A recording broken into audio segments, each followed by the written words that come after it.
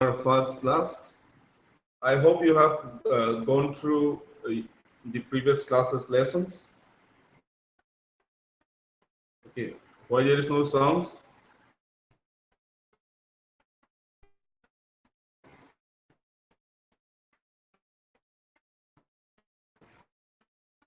Anyway, I'm sharing the PPT again.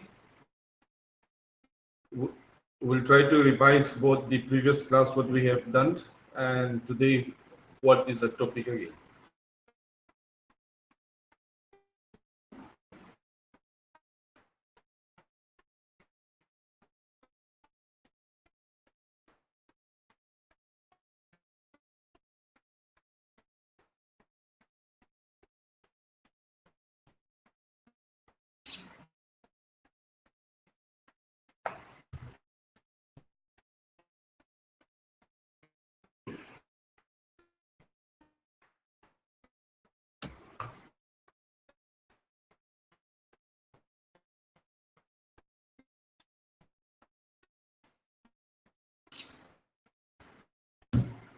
Okay, good morning, everyone.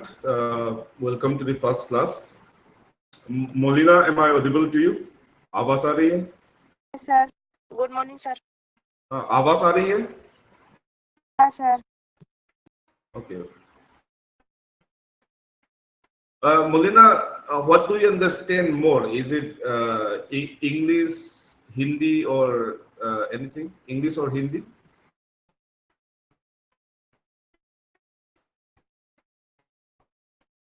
Molina? Sir English or Hindi? What do you understand more? Hindi. Okay. Mr. Das and MK? Anyone?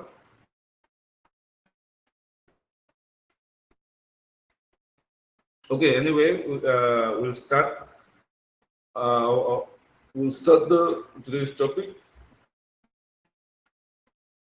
So I hope you have gone through the study learning materials and the PPT which we have said last week regarding the block 2, what we have discussed. And today it is mainly arts block 3 है.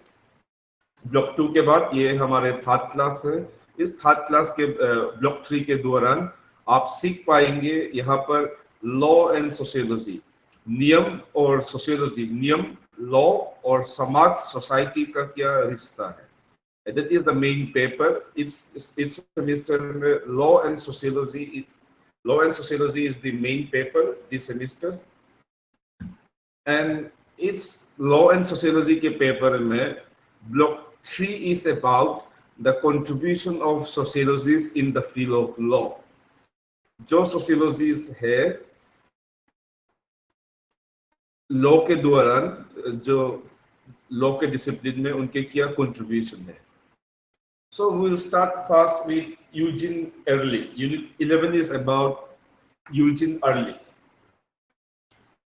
Eugene Ehrlich Austria के country से था, बहुत popular sociologist थे.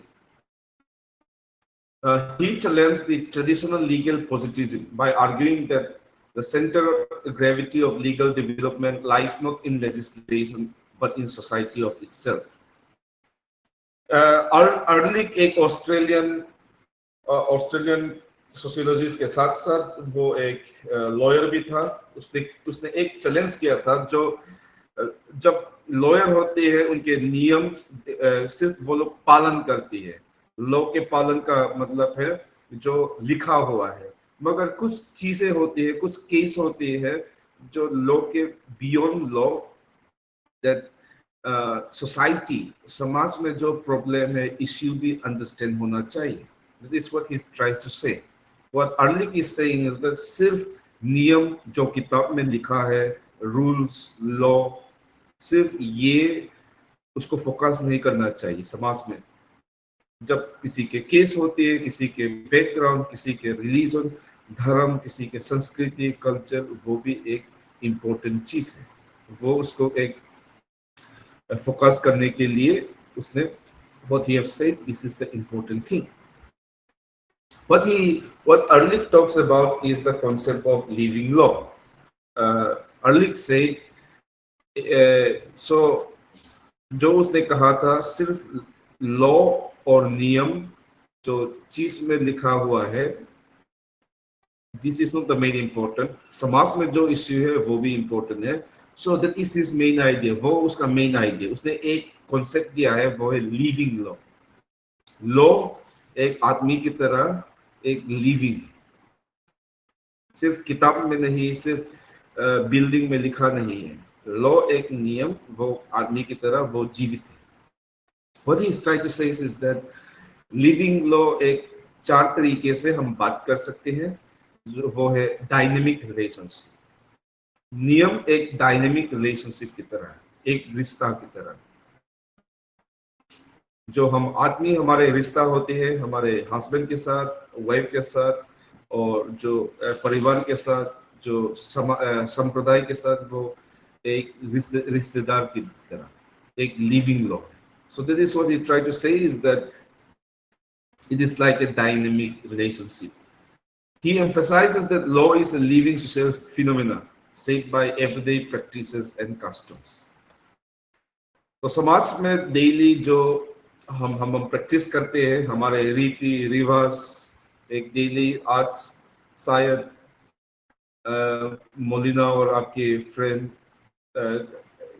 कुछ काम करेंगे होंगे जो आदमी करते हैं और महिला करते हैं. वो एक लॉ भी एक ह्यूमन की तरह है जो एक जीवित है. 2 नंबर है इनफॉर्मल नॉर्म्स. नियम सिर्फ एक फॉर्मल लॉ जो सरकार के लॉ नहीं होती है.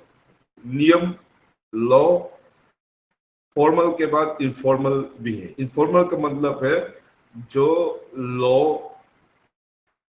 गवर्नमेंट में नहीं है, जो परिवार में होती है, रीति रिवाज में होती है, जो हमारे विवाह में होती है. मैरिज लॉ, फैमिली लॉ, जो आपके घर पर कुछ अनरिटन रूल्स है, जो लिखते नहीं है, मगर कैसे खाना है, कैसे बैठना है, कैसे आपके परिवार में कैसे काम करते हैं, वो सब एक नियम भी है. वो है informal law. And the next is sociological jurisprudence. Sociological jurisprudence requires empirical observation of how law is actually practiced. Law in action rather law in the law in action rather law in the books. Law in action rather law in the books.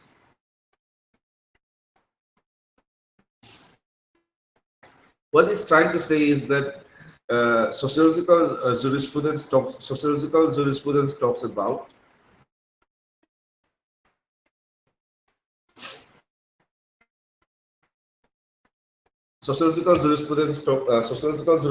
talks about that it requires empirical observation of how law is actually practiced. Sociological हमने देखा था number 1 में रिश्ता. Law एक रिश्ता की तरह है, रिलेशनशिप. और 2 नंबर में लॉ एक इनफॉर्मल की तरह. इनफॉर्मल का मतलब नॉट फॉर्मल, सिर्फ फॉर्मल नहीं है. 2 नंबर में जुरिस्प्रूडेंस. लॉ एक एक्शन की तरह है. इट इज नॉट सिर्फ किताब में नहीं होती है. लॉ एक requires empirical observation of how law is actually practiced. कैसे लॉ को प्रैक्टिस होते हैं वो ऑब्जर्व करना है, rather than law is in the books.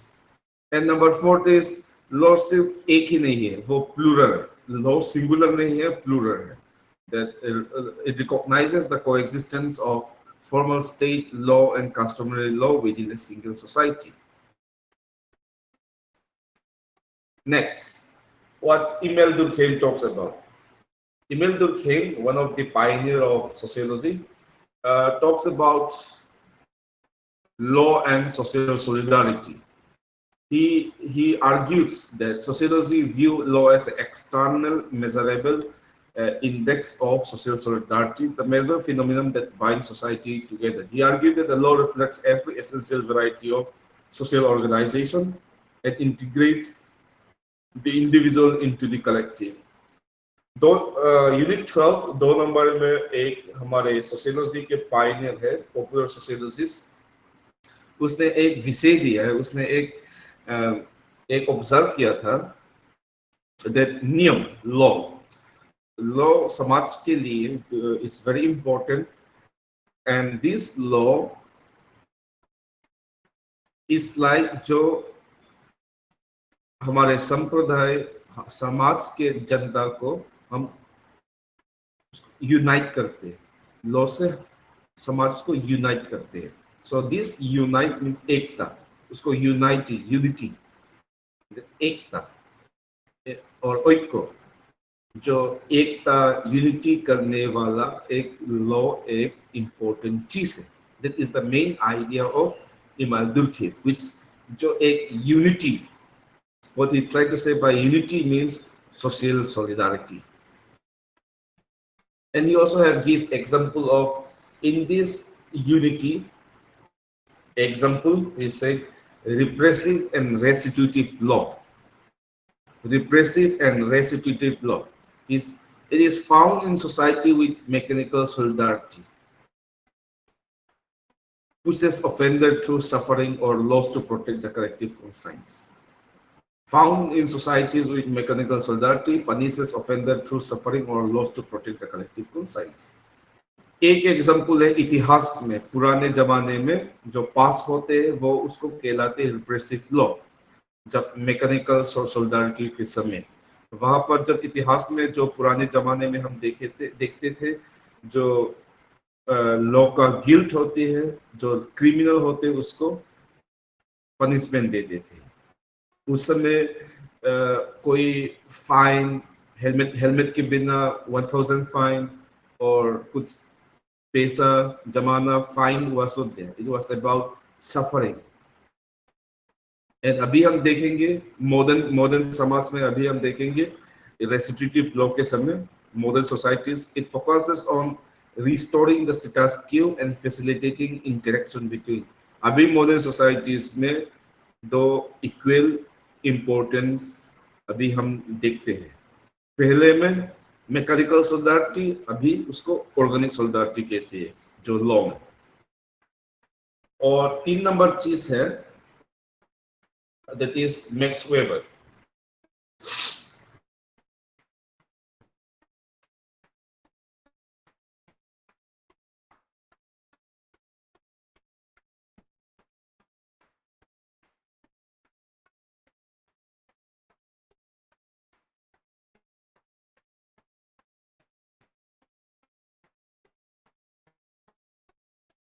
Unit 3, Max Weber. Max Weber focus on legal rationalization, the historical process of law becoming more formalized. यहाँ पर दुलखेम ने कहा था लॉ एक चीज है जो समाज पीपल को, पब्लिक को यूनाइट करते हैं, और मैक्स वेबर यहाँ पर कहते हैं जो ब्यूरोक्रेसी की तरह है। लॉ एक ब्यूरोक्रेसी की तरह, अथॉरिटी की तरह, लॉ एक अथॉरिटी की तरह, focuses on legal rationalisation, the historic process of law becoming more formalised and bureaucratisation. अभी जो लॉ हम देखते हैं DM, SDM, BDO, clerk, office assistant, सब ये सिस्टमेटिक होती है।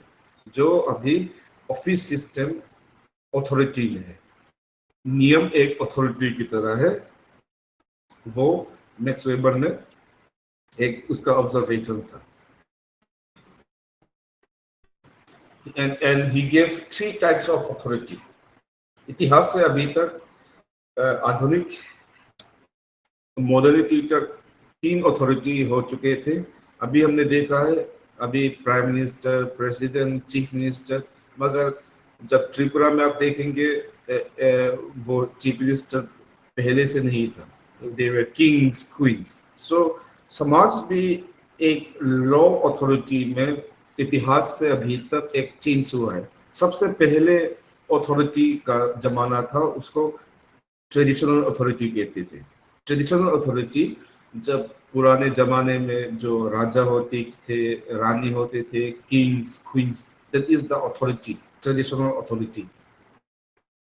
ट्रेडिशंस, और दो चीज है वो है कैरिस्मेटिक, करिश्मा, जो उसके पास जो एक्स्ट्रा स्पेशल चार्म है, करिश्मा है।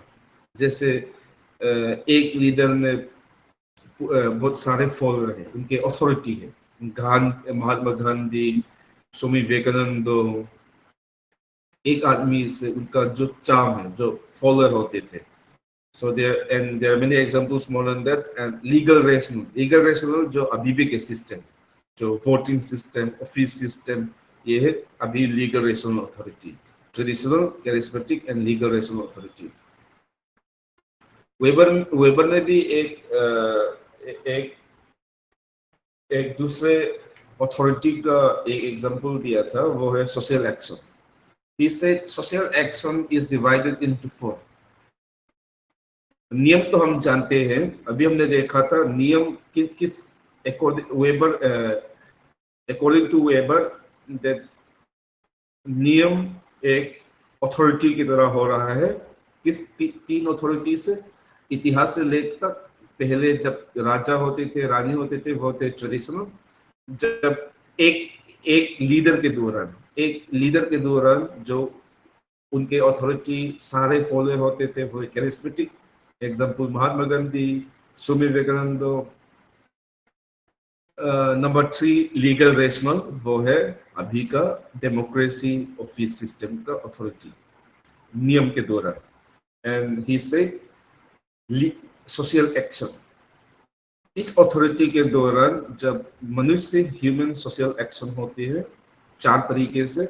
Number 1 instrumental, number 2 value rational, number 3 effectual, number 4 conventional. Instrumental is based on goal oriented. Instrumental means जो human action अपनी लक्ष्य goal oriented के दौरान। It is also known as rational. Value oriented is also known as characterized by ethical religious behavior. And effectual is based on the emotions. Conventional is based on the habits, the traditions. Instrumental, goals, value rational, based on behavior, effectual based on emotions, conventional based on habits. Now let us see what number 4 Talcott Parsons talks about.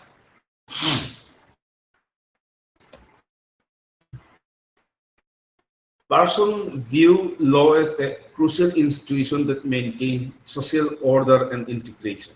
He introduced the concept of normative order when law formalizes self-value to ensure conformity and stability. Talcott Parsons ने कहा था, law एक चीज है समाज के लिए एक लॉ एंड ऑर्डर देते हैं, स्टेबिलिटी के लिए, एक पीसफुल के लिए, समाज को एक पीसफुल के लिए, पीस देने के लिए लॉ एक इम्पोर्टेंट चीज है, ऑर्डर देने के लिए, स्टेबलाइज करने के लिए लॉ एक इम्पोर्टेंट चीज है। इसने 2 इम्पोर्टेंट शब्द दिया है, वो है इंटीग्रेशन एंड डिफरेंशिएशन। नंबर 1 चीज पर्सन यहाँ पर वो कह रहा है, लॉ इम्पोर्टेंट चीज है समाज को स्टेबिलिटी, समाज को पीसफुल देने के लिए। पीस नहीं होती है, क्या होता है? वो है वॉर, कॉन्फ्लिक्ट, लड़ाई, हिंसा। तो एक लॉ की चीज है, वो समाज को लॉ एंड ऑर्डर देने के लिए टलकॉट पर्सन ने दिया है। तो पर्सन ने 2 चीज दिया है, social integration and institutional interconnectiveness. Social integration. Law promotes solidarity by providing a structured system for resolving conflicts and achieving consensus. Law promotes solidarity by providing a structured system for, जो मैंने कहा था, integration. Person ने कहा है नियम बहुत important tool है, इम्पोर्टेंट प्रोसेस है, जो समाज को एक एकता देने के लिए, किसी को एक कॉन्फ्लिक्ट वायलेंस, हिंसा नहीं होने के लिए लॉ बहुत इंपॉर्टेंट चीज है, उसको हम सबको इंटीग्रेट करती है। एंड दो चीज है हम सबको इन कनेक्ट करते हैं। लॉ इज इंटररिलेटेड, लॉ परिवार के साथ कनेक्शन है, लॉ इकोनॉमी के साथ कनेक्शन है, लॉ पॉलिटिक्स के साथ कनेक्शन है। So law is connected with family, economy and politics. It changes in one trigger ripple effect. Law is connected to each other.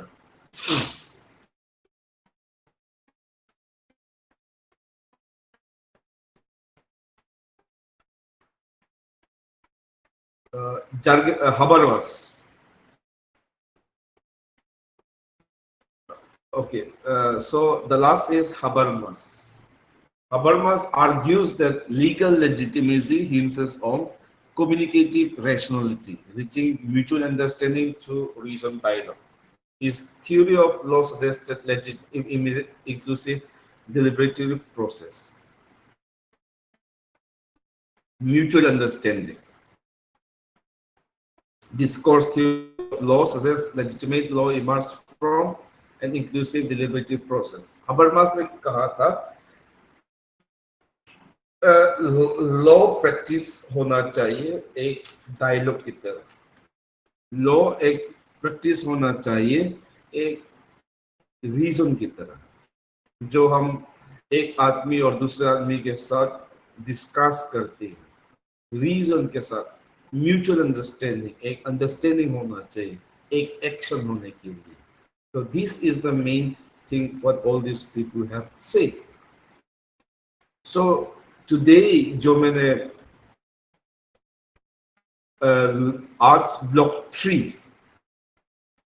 3 के टॉपिक जो मैंने एक्सप्लेन किया है वो है कंट्रीब्यूशन ऑफ सोशियोलॉजिस्ट। सोशियोलॉजिस्ट लोगों का क्या कंट्रीब्यूशन है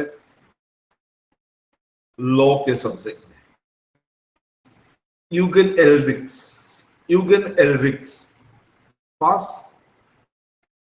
एलरिक्स ने कहा है लॉ सिर्फ एक नियम ही नहीं समाज भी जोड़ता है। उसने कहा लॉ एक आदमी की तरह जीवित लिविंग पर्सन की तरह लिविंग लॉ भी है, वो जीवन है, लॉ के पास एक जीवन है, जैसे पब्लिक की तरह उसका एक रिलेशनशिप है, उसका एक नियम है, उसका एक ज्यूरिस्प्रूडेंस है, एक्शन होती है। लॉ सिर्फ किताब में नहीं है, एक्शन भी होना चाहिए। एंड लॉ सिर्फ एक ही नहीं है, वो प्लूरलिज्म है। और दुर्खेम ने कहा है सोशल सॉलिडारिटी, नियम लॉ लोगों को यूनाइट करते हैं, लोगों को जुड़ते हैं, यूनाइट करते हैं, सॉलिडारिटी। सब लोग लॉ नियम के दौरान जब वो लोग सब लॉ को पालन करते हैं, सब यूनाइट करते हैं। So he said there are two types, repressive and restrictive law. पुराने जमाने के लॉ था मैकेनिकल, जो अभी नया जमाने मॉडर्न सोसाइटीज के लॉ है ऑर्गेनिक, मैकेनिकल ऑर्गेनिक। और 3 नंबर है मैक्स वेबर ने कहा है लॉ एक अथॉरिटी की तरह है, जो अभी इट्स मॉडर्न सोसाइटीज के दौरान हमने देख पाया है। मॉडर्न सोसाइटीज एक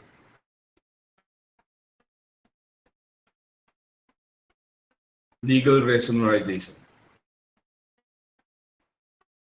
and he have given 3 types of authority. Traditional, सबसे पुराने अथॉरिटी, जब राजा होते थे, रानी होते थे, किंग एंड प्रिंसेस, उनका अथॉरिटी ट्रेडिशनल। और 2, जब एक लीडर के पास बहुत सारे फॉलोअर मगर उनके अथॉरिटी थे, महात्मा गांधी, स्वामी विवेकानंद, राजा राम मोहन रॉय, और even Jesus Christ, or even we can say Prophet Muhammad, who have still lots of followers. Legal rational,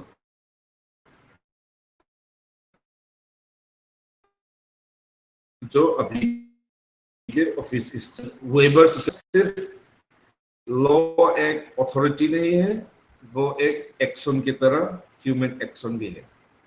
और टलकोट पर्सन अभी यूनिट 14 में एक राइटर है टलकोट पर्सन, उसने कहा लॉ सिर्फ नियम किताब में नहीं है, ये लॉ एंड ऑर्डर, समाज को एक स्टेबिलिटी, समाज को एक पीस देने के लिए।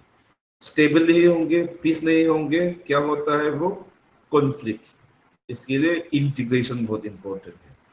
और इसके दौरान इंस्टीट्यूशनल इंटरकनेक्टनेस, लॉ परिवार के साथ, इकोनॉमी के साथ, पॉलिटिक्स के साथ इंटर रिलेटेड है।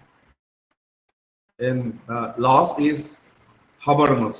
हबरमस ने कहा लॉ एक कन्वर्सेशन की तरह, लॉ एक डायलॉग की तरह। डायलॉग का मतलब एक आदमी के साथ दूसरे आदमी, एक आदमी के साथ पब्लिक के साथ, जो पब्लिक एक दूसरे के दौरान जो उनके रिश्ता है, कम्युनिकेटिव है, वो है हबरमस का आइडिया है।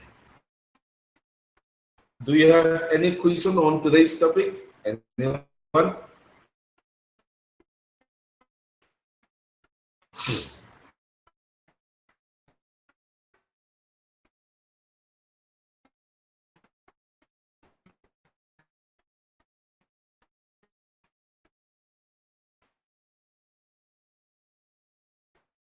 Any question?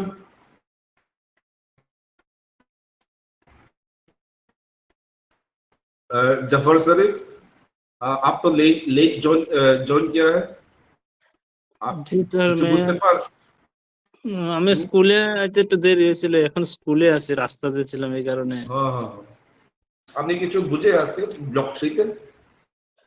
তা প্রথম দিকে তো স্যার আমি অ্যাটেন্ড করতে পারিনি, তো লাস্টের দিকে কিছুটা বুঝতে পেরেছি। এই আজকের যে ব্লক 3 আছে এটা হলো যে সোশিওলজিস্টের কন্ট্রিবিউশন লয়ের ফিল্ডে। এটা লয়ার নিয়মের যে যে ল ফিল আছে, এইখানের যে সোশিওলজিস্টের কন্ট্রিবিউশন কি আছে। জি। ল এই সেমিস্টারের পেপারটা হলো, এটা ল সাবজেক্ট আছে। আপনি যে দেখতে পারেন যে বিএলএলবি, যে তারা এলএলবি লয়ার, যে ল তারা যে শিখে, এই ল আর সোশিওলজি সাবজেক্টের যে রিলেশনটা কি আছে।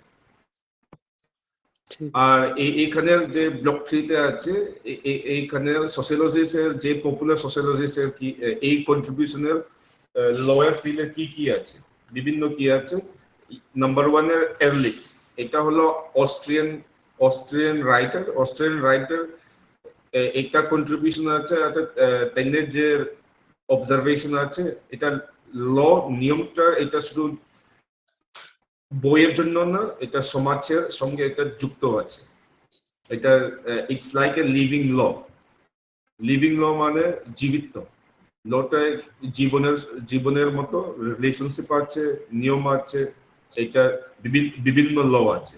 আর ইউনিট 12 তে দুর্খেমের কথাটা হলো ল এটা শুধু নিয়ম নয়, এটা সমাজের ঐক্য, সমাজের একতা, ঐক্য, যে সমাজের ঐক্যের মতো একটা সলিডারিটি আছে। আর ওয়েবারেরটা কথাটা হলো ল একটা ইম্পর্টেন্ট জিনিস আছে, এই নিয়মটা সমাজের জন্য একটা অথরিটি এর মতো। এই অথরিটিটা আমরা বিভিন্ন ইতিহাস থেকে আমরা দেখতে পারি। সবচেয়ে প্রথমের ইতিহাসটা হলো ট্রেডিশনটা হলো যে অথরিটিতে আগে আছে এই রাজবংশ, কিংডম, রাজা রানীর যে কিংডমের সময়। আর দুটোতে আছে এটা ক্যারিজমেটিক, এটা হলো ক্যারিজমা লিডারের সময়, যে মহাত্মা গান্ধী, স্বামী বিবেকানন্দ, যে একটা লিডার বিভিন্ন ফোল্ডের যে আছে, তারা যে অথরিটিতে আছে। আর 3 নম্বরের আছে লিগ্যাল রেশনাল, এখনের যে আধুনিক মডার্ন সোসাইটিসে লিগ্যাল রেশনাল। আর টলকট পার্সনের যে মেইন আইডিয়াটা আছে ল নিয়ম, এটা আমরা সমাজের জন্য এক ল এন্ড অর্ডার, এটা স্টেবিলিটির জন্য। যদি ল এন্ড অর্ডার না হয়, একটা ওয়ার কনফ্লিক্ট আপনি দেখতে পারেন যে এখানে ইরান ইসরায়েল যে ওয়ার আছে, যদি একটা ল এন্ড অর্ডার সমাজতে লাগে, সবাই লটা পালন করতে লাগে। যদি লটা পালন না করলে সমাজে দুনিয়াতে যদি রুলস না থাকলে দুনিয়াটা একটা কেওস হয়, ল এন্ড অর্ডারটা কেওস। আর লাসে হাবারমাসের কথাটা হচ্ছে ল ল একটা হচ্ছে একটা জিনিস, এটা শুধু পালন করার জন্য না, একটা কনভারসেশনের মতো, ডায়লগের মতো।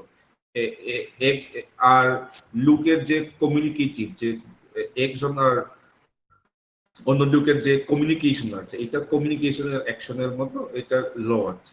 এটা হলো এই পাঁচটা।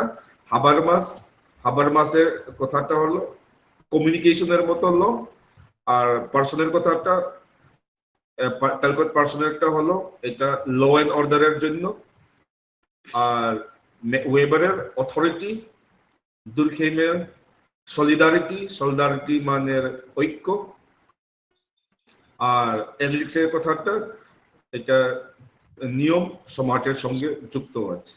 এটা হলো এই ব্লক 3 এর মেইন টপিক। ব্লক 3 পাঁচটি সোশিওলজিস্টের যে contribution in the field of law: Ehrlich, Durkheim, Weber, Parsons আর হাবারমাস। এখন আমার নেক্সট ক্লাস আছে, আমরা 2 মিনিটের পর আমরা স্টার্ট করব। ওকে।